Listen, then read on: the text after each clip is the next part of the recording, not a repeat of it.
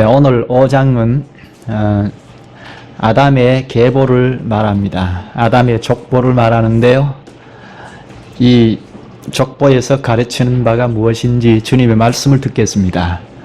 반복되는 났다, 죽었다 이런 말이 반복되는데 족보가 그렇게 우리에게는 재미있는 것이 아니다는 생각을 하기가 쉽죠. 그런데 성경의 족보는 다릅니다. 주님께서 족보를 통하여도 우리에게 하시고자 하신 말씀이 있습니다. 그것을 듣겠습니다. 이 5장을 보면 아담의 족보인데 이 아담의 족보를 잘 이해하기 위하여는 4장 16절부터 나오는 가인의 족보와 대조하여 볼 필요가 있습니다. 이 4장의 가인의 족보와 오늘 5장의 아담의 족보는 대조를 이룹니다. 대조를 이루는데요.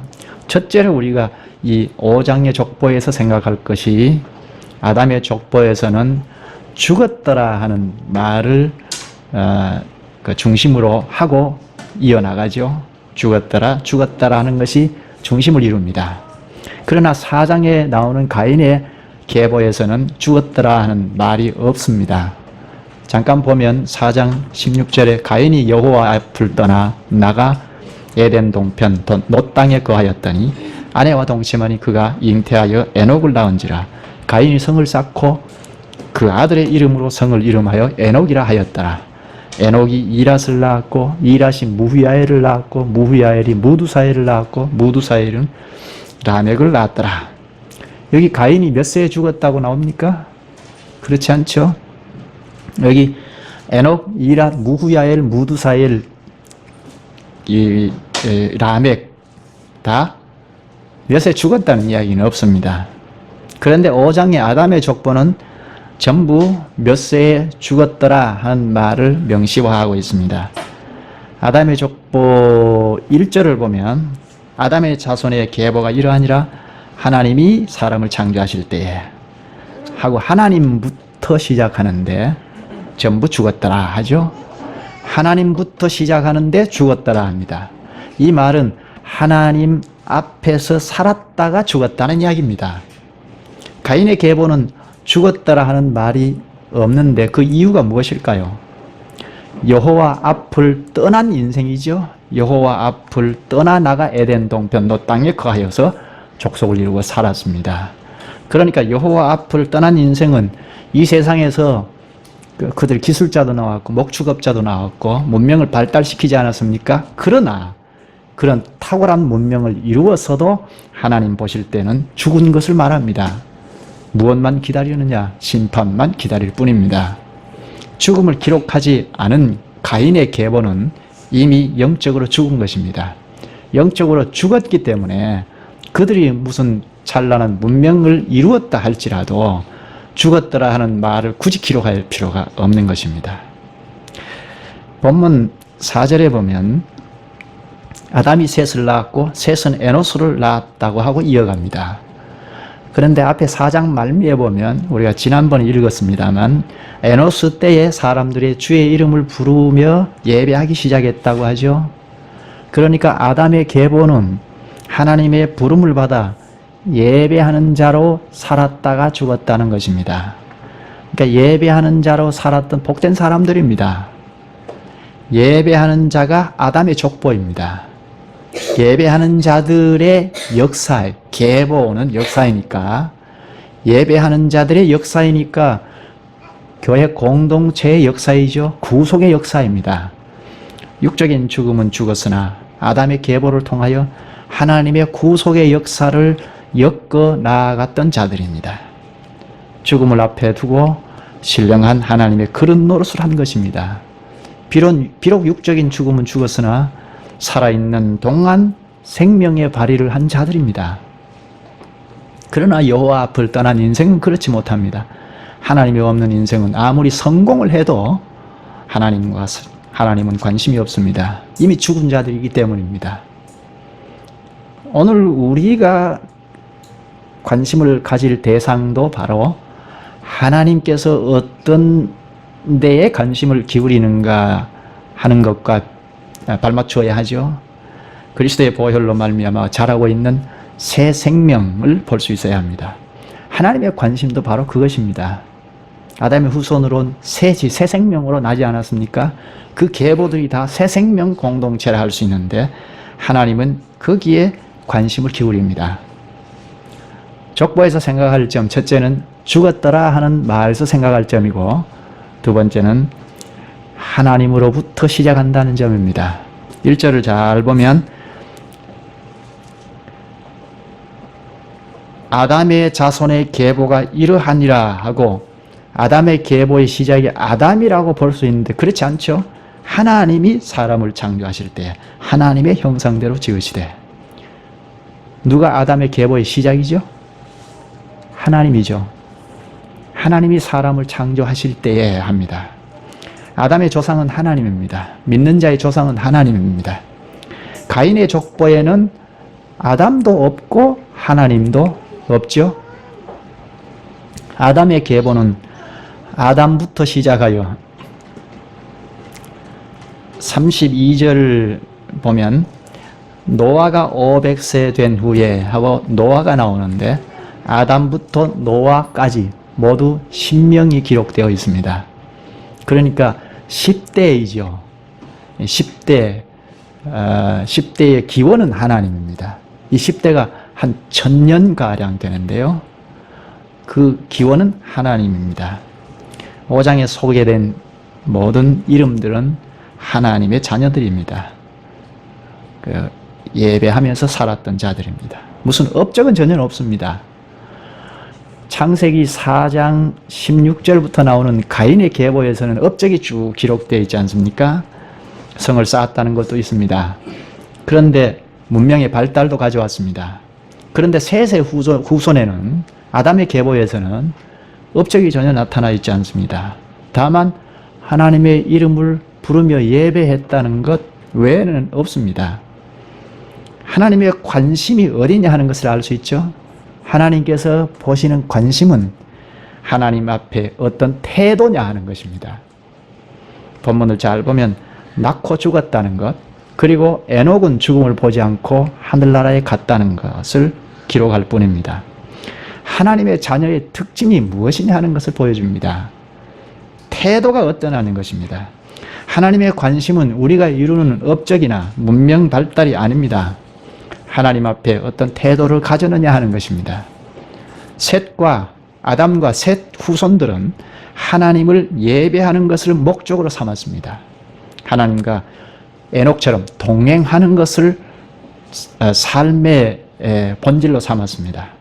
가인과 그의 후손은 무슨 목적으로 살았습니까? 이 세상에서의 성공, 성취를 목적으로 삼았습니다. 무엇을 찾고 업을 나타내지 않습니까?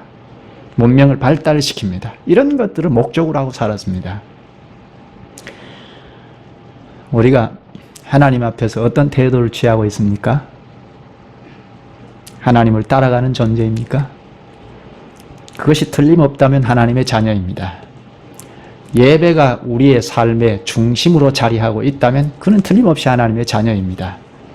여러분, 우리가 주님이 오시는 그날까지 하나님 앞에 온전히 서 있는 귀한 예배자로 서 있을 때 복이 있습니다. 어떤 태도로 예배하는지, 어떻게 섬기고 있는지, 그것만 하나님의 관심의 대상입니다. 그 다음 계보의 시작을 잘 보면 사람이 하나님의 형상, 사람의 형상하고 기록합니다. 하나님의 형상, 사람의 형상을 생각할 필요가 있습니다. 1절부터 보십시다. 아담의 자손의 계보가 이러하니라. 하나님이 사람을 창조하실 때에 하나님의 형상대로 지으시되, 사람을 처음 하나님의 형상으로 지었습니다. 2절 남자와 여자를 창조하셨고 그들이 창조되던 날에 하나님이 그들에게 복을 주시고 그들이 이름을 사람이라 일컬으셨더라. 하나님께서 사람에게 복을 주셨다 합니다. 하나님으로부터 창조된 사람은 복받은 인생입니다. 하나님으로 복이 되는 인생입니다. 아담의 계보 중에 중요한 것이 바로 인생이 범죄하기 전에는 복받은 인생이라는 것입니다. 그런데 3절에 보면 계보의 시작이 굉장히 슬픔으로 시작이 됩니다. 아담이 130세에 자기 모양 곧 자기 형상과 같은 아들을 낳아 이름을 셋이라 하였고, 앞에서는 누구의 형상이죠?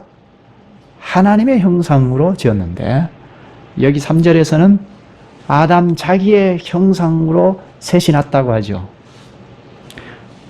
자기의 형상, 사람의 형상을 닮은 아들이 태어난 것입니다. 하나님의 형상이 범죄한 이후에는 사람의 형상이 되었고 그 사람의 형상이 자녀들에게도 그대로 나타나는 아픔이 기록되어 있습니다. 범죄의 씨앗이 그대로 자녀들에게도 나타나는 아픔입니다. 만약 아담이 범죄하지 않았으면 그의 자녀가 모두 하나님의 형상으로 태어났을 것입니다. 하나님이 예배하는 복을 누리며 살았을 것입니다. 땅이 저주받는 것이 아니라 오히려 생육하고 번성하여 땅에 충만하는, 정복하고 충만하는 복을 받았을 것입니다. 우리가 신앙에서 중요한 것은 하나님의 형상을 회복하는 것입니다. 아담이 제일 중요하게 생각했던 것 중에 하나가 하나님의 형상을 회복하는 것입니다. 지금 아담이 얼마나 가슴 아팠겠습니까? 셋을 낳고 보니 하나님의 형상이 아닌 자기의 형상입니다. 얼마나 가슴이 아팠겠습니까? 복이 사라졌다는, 하나님의 복이 사라졌다는 생각을 하면 통탄할 일입니다. 그런데 오늘 우리에게도 마찬가지입니다. 우리가 자녀를 낳았을 때도 우리의 모양을 닮은, 우리의 형상을 닮은 죄성이 가득한 자녀를 낳을 수밖에 없다는 것입니다. 귀여워요? 참으로 귀엽습니까? 거기에는 우리의 형상을 닮은 존재입니다. 하나님의 형상이 아닙니다. 우리가 무슨 거짓, 미움, 증오, 폭력, 살인을 가르쳐주지 않아도 우리 자녀들의 본능 속에 내재되어 있는 죄성이 바로 폭력적이고 이기적이고 남을 미워하는 존재로 자랍니다. 예외가 없습니다. 자녀들에게 선한 것을 가르치기는 정말 어렵습니다. 아무리 선한 것을 가르쳐 주려 해도 선한 것을 얼른 받아들이지 않습니다. 반대로 악한 것은 가르쳐 주지 않아도 쉽게 따라하고 너무나 본능적으로 배웁니다. 그것이 바로 죄인된 사람의 형상으로 나서 자란다는 증거입니다. 우리가 자녀를 기를 때 우리가 가지고 있는 죄성이 그대로 기록되어 있음을 깨달아야 합니다. 마냥 귀여운 것만은 아닙니다. 나의 죄성이 그대로 기록되어 있음을 깨닫고 나의 이 모양과 형상이 아닌 하나님의 형상으로 회복되어질 수 있도록 기도해야 합니다.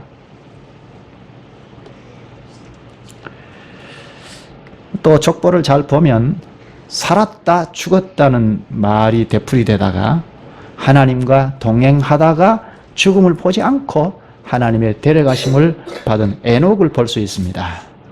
비록 하나님의 형상을 잃어버렸다 하더라도 에녹과 같은 사람이 나왔다는 것은 무슨 뜻일까요? 또 28, 29절에 하나님의 안위, 위로를 확신하는 라멕을 볼 수 있습니다. 또 그 라멕을 통하여 의인이요 당세의 완전한 자라, 그가 하나님과 동행하였다는 노아가 태어났다는 것입니다. 이것은 무엇을 말합니까? 하나님을 예배하는 삶의 노선을 취하여 믿음으로 살아가면 우리의 아이들, 후손들이 나의 형상을 닮아 태어나지만 믿음으로 살아가면 자녀들은 그렇게 염려하지 않아도 된다는 이야기입니다. 믿음의 계보에서 이탈하지 않고, 이 계보는 그리스도를 머리로 한 공동체인데, 구약시대이니까 하나님의 공동체, 교회인데, 이 교회에서 이탈하지 않고 살아가면 하나님께서 예비하신 복이 있다는 사실입니다. 우리가 정말 자녀들에게 하늘의 복을 물려주기를 원한다면 내가 하나님의 형상을 회복하는 것, 부모인 내가 하나님의 형상을 회복하는 것, 그리스도의 교회의 분자로 확실히 살아가는 것이 우선되어야 합니다. 이것이 제대로 되지 않고 소홀히 하면서 자녀들이 잘 되기를 바란다는 것은 어리석은 일입니다. 아담은 하나님의 형상을 잃어버렸습니다. 금령국을 어기고 범죄한 이후에 하나님의 형상을 잃어버린 아담은 하나님으로부터 받는 복을 잃어버렸습니다. 그럼에도 하나님은 그의 후손들을 하나님과 동행하는 사람으로 만들어 주신 것은 이유가 있습니다. 그 근거가 4장 25절입니다. 아담이 다시 아내와 동침하며 그가 아들을 낳아 그 이름을 셋이라 하였으니 이는 하나님이 내게 가인의 죽인 아벨 대신에 다른 씨를 주셨다 함이며, 여기 잘 보면 하나님이 내게 가인의 죽인 아벨 대신에 셋을, 다른 씨를 주셨다고 합니다. 하나님이 셋을 주셨다고 합니다. 누가 주셨다고요? 내가 셋을 낳았다는 이야기가 아닙니다. 아담은 마귀의 말을 듣고 선악과를 따먹을 때와는 달리 하나님 제일주의로 바뀌었습니다. 하나님 제일주의로 바뀌었을 때 셋을 얻었습니다. 아담이 가인을 낳을 때까지는 자기 인생의 주인이 자기였습니다.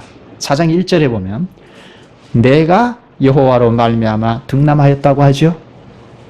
하나님이 주셨다는 이야기하지 않습니다. 주어가 자기입니다. 자기가 주인이고 여호와 하나님은 2번입니다. 그런데 셋을 낳았을 때는 하나님이 내게 다른 씨를 주셨다고 합니다. 하나님께서 인생의 1번이고 자기는 2번입니다. 하나님께서 아벨이 죽고 셋을 낳는 동안 아담의 신앙관이 바뀌기를 기다리신 것입니다. 하나님 제일주의로 바뀌었을 때 셋을 주신 것입니다. 하나님을 최고 우위에 두고 살아갈 때 하나님의 종으로 하나님께서 무슨 말씀하시면 그렇게 하겠습니다 하고 살아갈 때 하나님께서 다른 씨인 셋을 주신 것입니다. 여러분, 우리의 삶에서 무엇이 잘 안 되고 탁탁 걸리는 것이 많을 때, 또 무슨 특별한 대안이 없는 것은 아마도 우리의 삶의 우선순위가 잘못된 것이 아닌지 생각해 보아야 합니다. 전부 내가 계획하고 내가 결정하고 내가 판단하고 내가 행동하는 그것에 하나님을 이용하려는 신앙을 버려야 합니다. 철저히 하나님 앞에 꿇어 엎드려서 하나님 나의 주인입니다. 하나님이 나의 복이십니다. 하나님이 나의 인생의 전부입니다.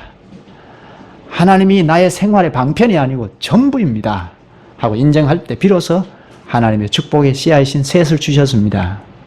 그를 통하여 구원의 역사가 이루어간 것입니다. 아담의 족보의 10대에는 다 구원의 역사의 산 증인들 아닙니까? 그러므로 우리가 아담의 계보를 통하여 바꾸어야 할 것이 있습니다. 자녀가 인생의 우선순위가 아닙니다. 우리의 직업 활동이 우선순위가 아닙니다. 하나님 제일주의로 삼고 살아야 합니다. 그분의 말씀이라면 무엇이든지 순종하고 살아야겠다는 것이 전제가 되어야 합니다. 그러면 에덴 동산에서 주어졌던 교제의 복이 회복됩니다. 삶의 자세를 바꿔야 합니다. 하나님은 우리의 신앙의 태도에 관심이 있습니다. 무엇을 우선순위에 놓느냐에 관심을 보입니다. 우리 자녀들의 성공에 관심이 없습니다. 우리 직업 활동에서 승승장구하는 거 크게 관심이 없습니다. 우리 물질의 번창에도 관심이 크게 없습니다. 아담이 우선순위를 내가 아닌 하나님으로 옮겨 놓았을 때에 가인의 족보에서 아담이 빠졌죠. 가인의 족보에서 4장 16절부터 보면 아담이 없습니다. 아벨의 계열로 이어지는 의인의 족보에 아담이 있습니다. 가인은 4장 16절부터 보면 가인은 그 위에 아담이 빠져 있죠. 아담이 빠지고 그러니까 아담의 족보에는 가인이 빠져 있습니다. 아담의 족보에는 가인이 빠지고 셋이 거기에 들어가 있습니다. 그리고 아담이 하나님의 족보로 들어갑니다. 아담의 족보는 하나님의 족보이죠. 만약 아담이 그렇게 인생의 우선순위를 바꾸지 않았으면 가인과 함께 멸망했을 것입니다. 하나님께서 아담에게 셋을 주신 것은 아담이 회개하는 삶을 살았기 때문입니다. 에덴 동산에서 쫓겨나서 뼈저리게 경험했을 것입니다. 그렇지 않겠어요? 금령법을 어긴 다음에 에덴 동산에서 쫓겨났습니다. 그래서 뼈저리게 생각했을 것입니다. 자녀를 낳으면 어떻게 길러야 하겠는지를 아주 깊이 명심했을 것입니다. 내 자녀들에게는 하나님 제일주의로 길러야 하겠다고. 여차하다가는 마귀의 말에 솔깃해서 다 구렁텅이에 빠질 것이라는 생각을 했을 것입니다. 그게 회개의 삶입니다. 사람에게 가장 중요한 것은 변화되는 것입니다. 내가 변화되는 것입니다. 우리가 정말 하나님을 우선순위에 두고 살아가고 있는지 점검해 와야 합니다. 고린도전서 15장 45절을 보면 기록된 바 첫 사람 아담은 산영이 되었다 함과 같이 마지막 아담은 살려주는 영이 되었나니, 여기 아담이 산영이 되었다고 합니다. 아담이 선악과 금령법을 범했을 때에 죽음을 선고받았습니다. 그런데도 하나님은 그를 통하여 새 생명의 씨앗인 셋을 주셨습니다. 죽음에서 산영이 된 것입니다. 죽음에서 산영이 된 것은 그의 변화됨에 있습니다. 철저히 변화됨에 있습니다. 회개함에 있습니다. 아담은 자기 형상과 모양을 따라 후손이 태어나는 것에 너무도 가슴 아팠을 것입니다. 그의 소망은 에덴 동산의 회복입니다. 사탄의 머리를 깨뜨리고 다시 한번 우리를 회복시킬 하나님의 은혜를 기다리는 것이 아담에게는 너무나 중요했기 때문에 자녀들에게 무엇을 가르쳤겠습니까? 세상에서 성공하고 출세하는 것을 가르친 것이 아닙니다. 하나님을 섬기고 뭐 특별한 무슨 업이 없어도, 성공에 무슨 내용이 없어도 그저 묵묵히 하나님 앞에 순종하며 하나님을 섬기고 예배하는, 이것이 인생의 본연이고 본질이고 전부다 하는 것을 가르쳤을 것입니다. 하나님과 동행하는 삶을 가르쳤을 것입니다. 이제 아담의 족보는 10대라고 했는데 이 10대는 거의 동시대에 살았습니다. 한 1000년가량 거의 같이 살았습니다. 이때는 오래 살았으니까요. 그러니까 대대로 신앙이 이어갈 수 있죠. 서로의 신앙을 잘 알았을 것입니다. 이들이 1000년 동안 거의 같이 살면서 하나님을 향한 믿음이 바뀌지 않았다는 것은 대단한 일입니다. 이것이 아담의 계보의 특징입니다. 우리 신약 교회 역사를 보면요, 100년을 못 넘기지 않습니까? 참 교회의 역사가 100년도 채 안 되게 배교해버리고 타락해버리고 구렁텅이에 빠져버립니다. 그런데 이 1000년 동안 계속해서 이 믿음을 잃어버리지 않고 전진해 나갔다는 것은 대단한 일입니다. 이것을 보면 우리도 신약에 있는 교회 역사만 보면 자신감이 없지만 이 아담의 족보를 볼 때 1000년간 흐트러지지 아니하고 거룩한 교회 역사가 이어져 나갔다는 것을 생각하면 우리도 용기를 가질 만하죠. 믿음으로 교회를 이루면 교회가 사라지지 아니하고 이어갈 수 있다는 것입니다. 내가 인생의 주인이 되고 하나님을 두 번째로 밀어내고 자기가 인생의 제일 중심의 자리를 할 때 범죄하고 구렁텅이에 빠져버렸는데, 아담이 철저히 회개하고 변화된 삶을, 믿음의 변화된 삶을 살아갈 때 믿음의 사람의 계보를 가진 것입니다. 아담의 한 사람의 변화와 회개가 얼마나 중요했습니까? 아담은 자기 신앙을 자식들에게 물려주었습니다. 하나님을 섬기고 사는 것을 물려주었습니다. 재산을 물려주지 않았습니다. 성공하는 방법을 물려주지 않았습니다. 하나님을 철저히 의지하는, 순종하는 신앙을 유산으로 물려주었습니다. 또한 하나님과 동행하는 법을 가르쳐 주었습니다. 그래서 아담이 살아있는 영이 되었습니다. 가인은 그렇지 않았죠. 성을 물려주고 그의 후손들은 기술을 물려주고 목축과 문명을 물려주었습니다. 그 이상은 없습니다. 하나님과 관계에서는 아무런 자세가 없습니다. 그러나 아담은 믿음으로 사는 방법을 가르치고 오직 하나님을 순종하는 방법을 가르쳤습니다. 이 아담의 계보를 첫 번째 읽었던 독자가 누굴까요?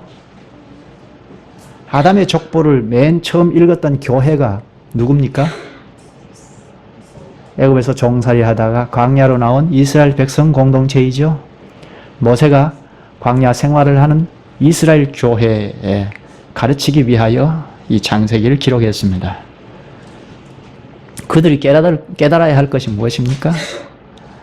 애굽에서 보았던 찬란한 문명을 본받아서 하나님을 떠나는 것을 하지 말라는 것입니다. 아담의 계보로 이어지는 믿음의 계보를 너희가 이루라는 것입니다. 사장에 나오는 가인의 후손들이 물려준 그 업적과 탁월한 예술과 쾌락과 폭력, 살인적인 문화를 받지 말고 하나님을 섬기라는 것입니다. 하나님을 떠나지 말고 예배하는 삶을 살라는 것입니다. 광야로 나온 이스라엘 백성들에게 지금 아담의 족보를 통하여 하나님만 섬기라는 것을 가르칩니다. 이스라엘 백성들에게 가르친 것은 하나님 제일주의, 하나님을 2차적으로 밀쳐놓지 말고 제일주의로 살아가는 것을 가르친 것입니다. 이스라엘에게 광야로 나온 이스라엘에게 이 5장에 있는 족보만큼 산 교훈이 어디에 있습니까?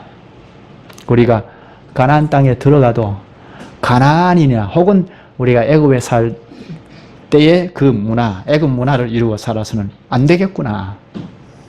가인과 같은 삶을 살아서는 안 되겠구나. 아담과 셋의 계열에서 하나님을 섬기고 하나님의 뜻을 순종하고 살아가는 것이 옳겠구나 하는 것입니다. 광야의 이스라엘 교회만 그렇습니까? 오늘 우리 교회도 마찬가지입니다.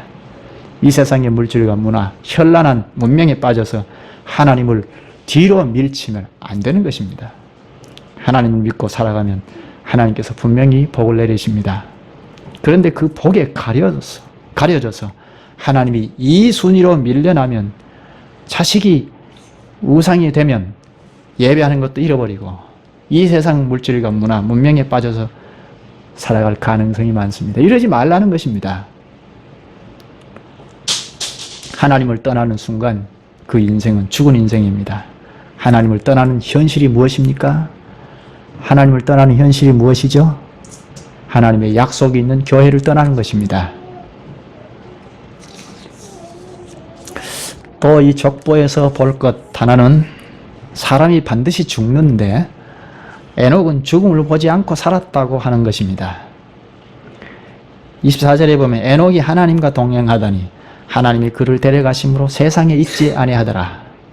에녹은 하나님과 동행했다고 합니다. 몇 년간 했습니까? 300년간 하나님과 동행했습니다. 하나님과 동행했을 때가 언제였습니까? 에녹 말고 하나님과 동행이 가능했던 때가 언제이죠? 에덴 동산에서죠. 아담과 하와가 하나님과 언제든지 동행했죠. 에덴 동산에서나 가능했던 이 일이 에녹 때에 가능했습니다. 하나님과 동행했다는 그것이 무엇이죠? 하나님이 함께 하신 것이니까 성전이죠. 에녹 시대에 성전이 회복되었습니다. 에녹 가운데 성전이 이루어진 것입니다. 오늘 우리가 그리스도를 믿고 세례로서 그리스도와 연합하면 성전이라고 하죠. 고린도전서 3장 16절에 성전이라고 합니다. 그리스도와 연합하면 성전이라고 하는데 그처럼 구약의 에녹 시대에 하나님의 성전이었습니다. 하나님과 떨어지지 않고 끝까지 하나님과 동행한 사람입니다. 마음뿐 아니라 육체까지라도 하나님과 떨어지지 않고 살았습니다.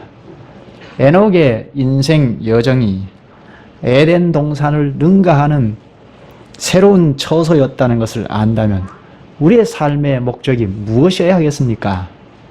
바로 합당한 성전을 이루는 것입니다. 우리가 날마다 회개하면서 거룩한 성전으로 산다면 하나님께서 임재하실 것입니다. 죽음의 저주마저도 초월하는 독특한 여생을 살 것입니다. 하나님의 동력자가 됩니다. 이 말은 하나님께서 지금도 이 땅에서 친히 거룩한 나라를 경영하시지 않습니까? 여기에 우리가 성전으로 존재한다면 하나님께서 우리 가운데 임재하실 것입니다. 임재하셔서 우리를 그릇으로 쓰시는 것입니다. 그러니까 우리가 하나님의 동역자이죠. 에녹은 인간적으로 무슨 탁월한 점이 있다고 말한 것이 없습니다. 무슨 특별한 업적이 없습니다. 이름이 떨쳤거나 권세를 가졌다는 것이 없습니다. 그저 하나님과 동행했다는 것뿐입니다. 하나님은 우리가 이 세상에서 유명해지고 권세를 떨치고 하는 것을 원하는 것이 아닙니다. 믿음으로 하나님과 동행하는 것을 원하십니다.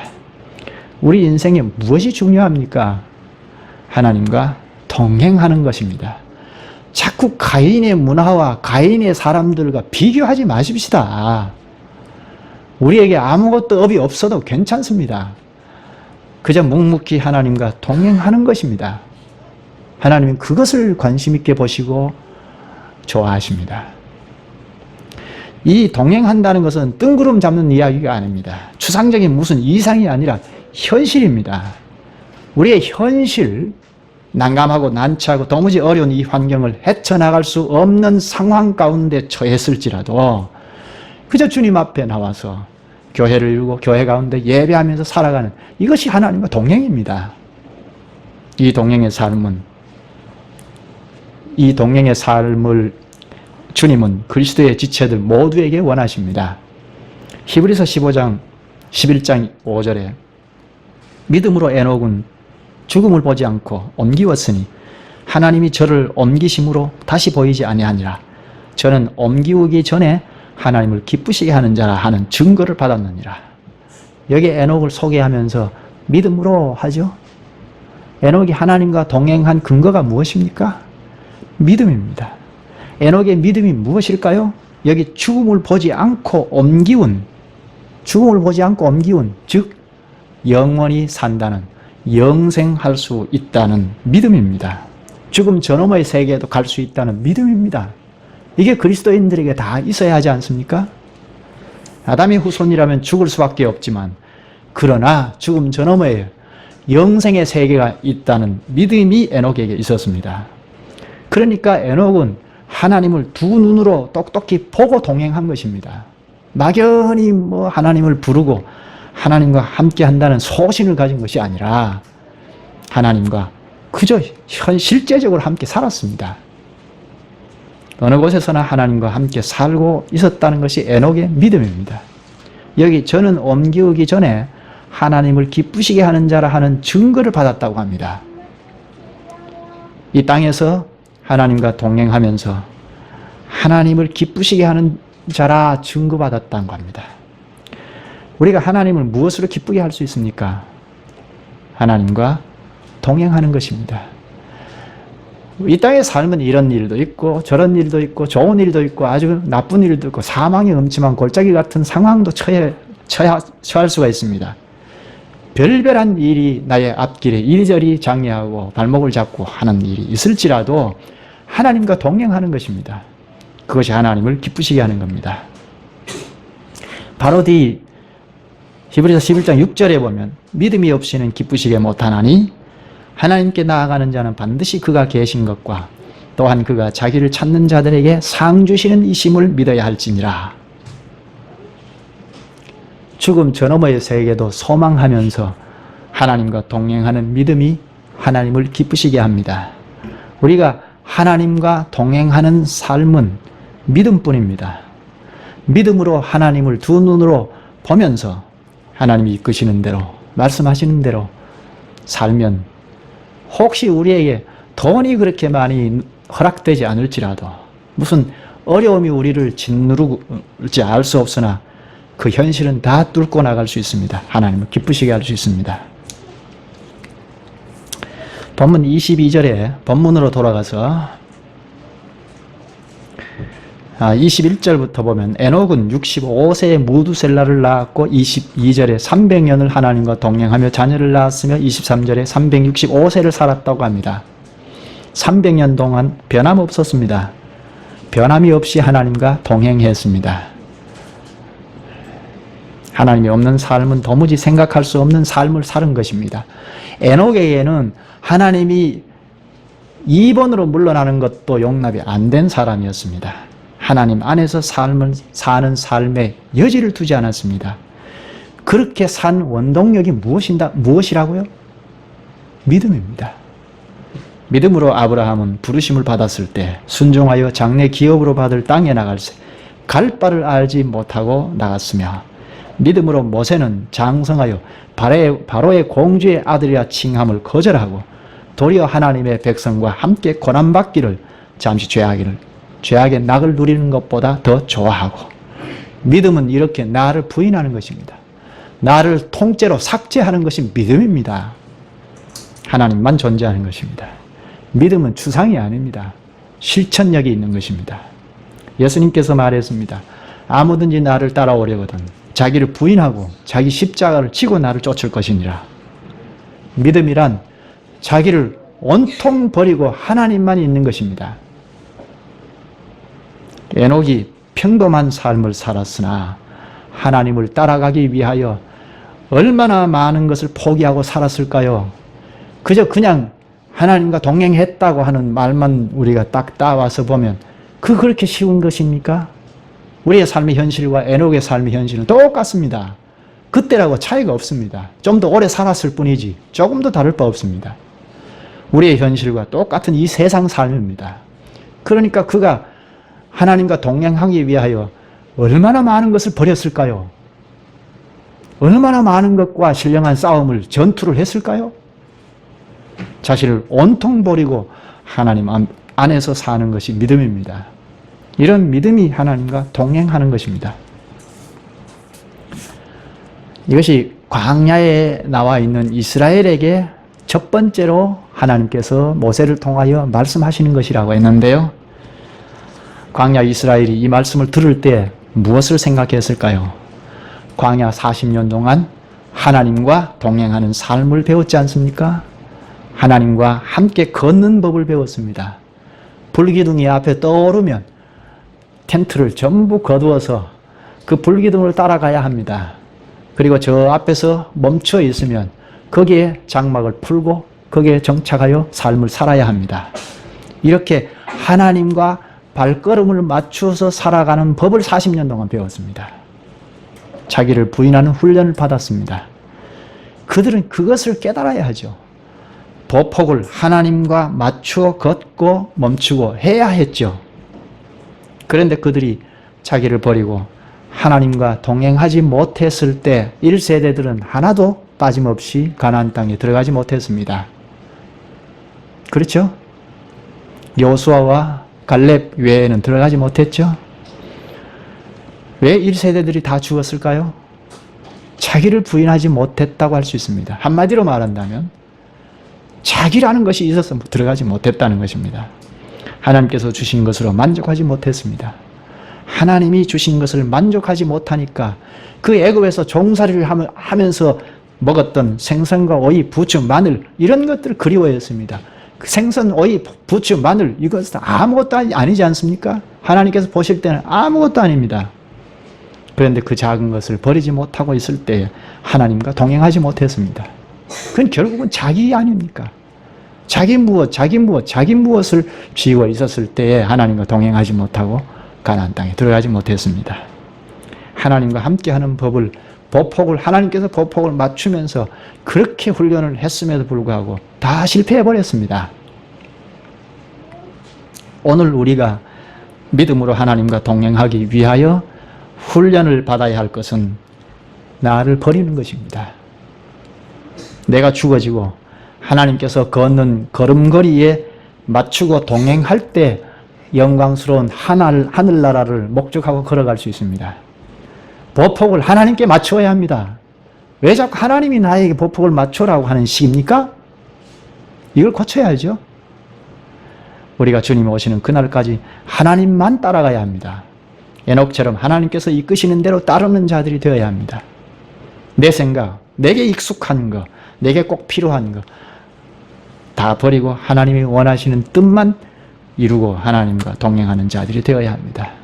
그러니까 여러분, 세상에서 큰 일을 이루려고 하는 거 포기해야죠. 우리가 큰 일을 이루면 일평생 얼마나 큰 일을 이루겠습니까?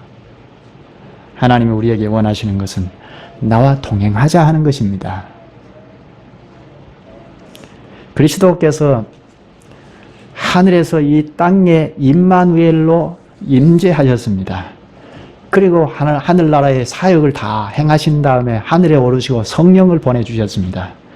이 성령을 교회에 보내주셔서 이 교회가 하늘에 있는 그리스도와 연합하게 되었습니다.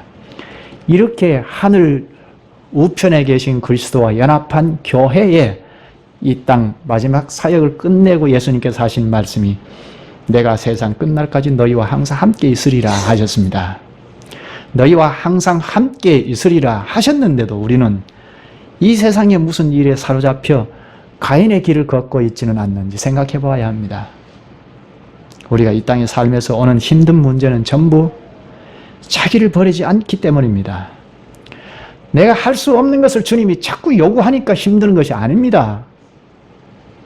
주님께서 요구하시는 것을 내가 쫓아가지 않으려는 나의 생각, 나의 계획, 나의 아집, 나의 자존심을 버리지 못하기 때문에 힘드는 것입니다. 다 버리고 나면 하나님으로 만족할 수 있습니다. 다 버리고 나면 하나님만 오로지 따를 수 있습니다. 그런 믿음을 통하여 하나님과 끝까지 함께하는 교회가 되어야겠습니다. 그리고 오늘 5장과 앞에 4장 가인의 계보를 보면서 같은 이름이 나오는 것을 볼 수 있죠. 에녹과 라멕입니다. 아담 셋의 족보에 나오는 라멕은 미래지향적입니다.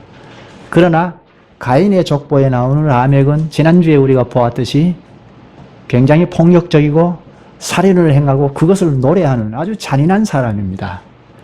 같은 이름이라도 이렇게 가인에게 속했느냐 아담 셋에게 속했느냐에 따라서 이렇게 차이가 있습니다. 여러분, 우리가 누구에 속해 있습니까? 우리는 언제든지 아담 셋의 계열에 속해 있어야 하겠죠. 하나님께서 이어주는 거룩한 교회에 속해 있어야 하죠.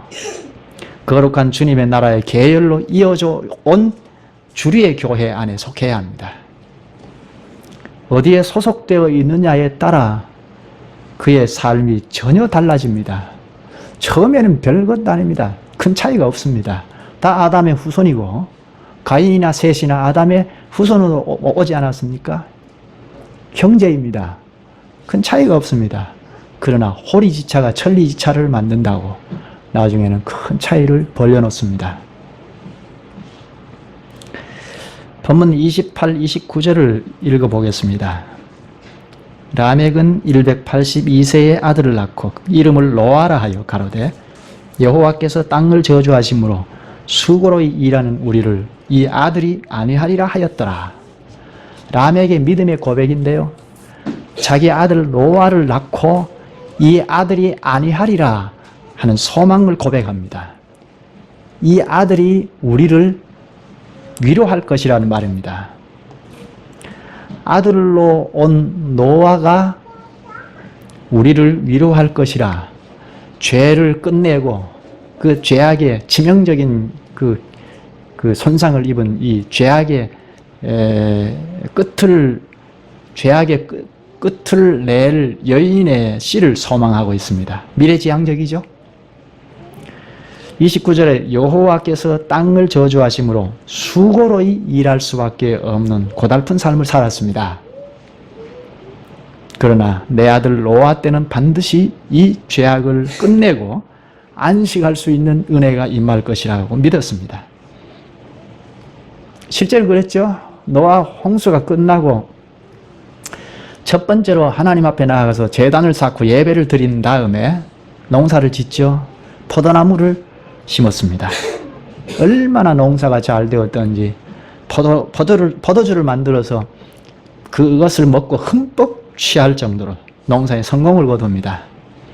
주님께서 가인의 후손들을 물로 다 심판하셨으나 아담과 셋의 계보 노아에게는 땅의 저주가 끝나고 인생이 수관대로 거두게 하시는 유리방망하는 인생이 아니라 정착하여 풍족하게 거두게 하시는 복을 받게 하셨습니다. 이 복이 바로 라멕의 믿음의 고백 안에 들어있습니다. 믿음이 이렇게 중요합니다. 살아계신 하나님을 굳게 믿고 지금의 이 상황이 수고롭고 고통스럽게 하는 인생이나 가인의 후손을 부러워하지 아니하고 하나님을 붙들고 끝까지 나아갔더니 하나님의 위로가 안위가 실질적으로 이루어지는 것을 보지 않습니까? 이 거룩한 믿음의 계보를 우리도 잘 이어받아서 믿음으로 살다가 이 계보를 후손들에게도 잘 이어주는 사명을 가지는 교회가 되어야겠습니다. 여기까지 하시죠. 기도합시다. 자비하신 주님, 죽을 수밖에 없는 저희의 삶이지만 하나님께서 예배하며 살아가는 아담 셋으로 이어지는 계보의 노선에 서 있기에 가인의 그 업적 위주, 성공 위주의 삶을 부러워하지 않을 수 있나이다. 주님, 저희가 믿음의 계보에 속하여 사는 삶의 현실이 과연 있는지 다시 돌아보며 하나님의 형상을 회복하려 하는 삶에 주력하며 자녀를 기르며 좌우로 흔들리지 않고 믿음을 굳게 지키게 하여 주시기를 원하옵나이다. 언제든지 자기를 버리고 우리 주님만 족하고 살되 주님 그리스도의 몸에 붙여놓으신 주님의 뜻을 상고하며 주님의 교회를 건설하는 자가 다 되게 하여 주옵소서. 가인의 계보에 속한 자들처럼 육신의 본성을 따라 주님의 교회를 허무는 어리석은 길로 나가지 않게 하여 주시고 아담이 하나님의 형상을 잃어버린 것을 뼈저리게 인식하고 믿음의 계보에 속한 자처럼 저희도 마음 깊이 다짐하되 하나님 제일주의로 하나님 교회의 제일주의로 살아 우리 자녀들에게까지 거룩한 계보에 속하게 되기를 소원하옵나이다. 저희만 아니라 계계승승 거룩한 주님의 계보가 이어가게 주님이 도와주시기를 원하옵나이다. 예수님의 이름으로 기도하옵나이다. 아멘.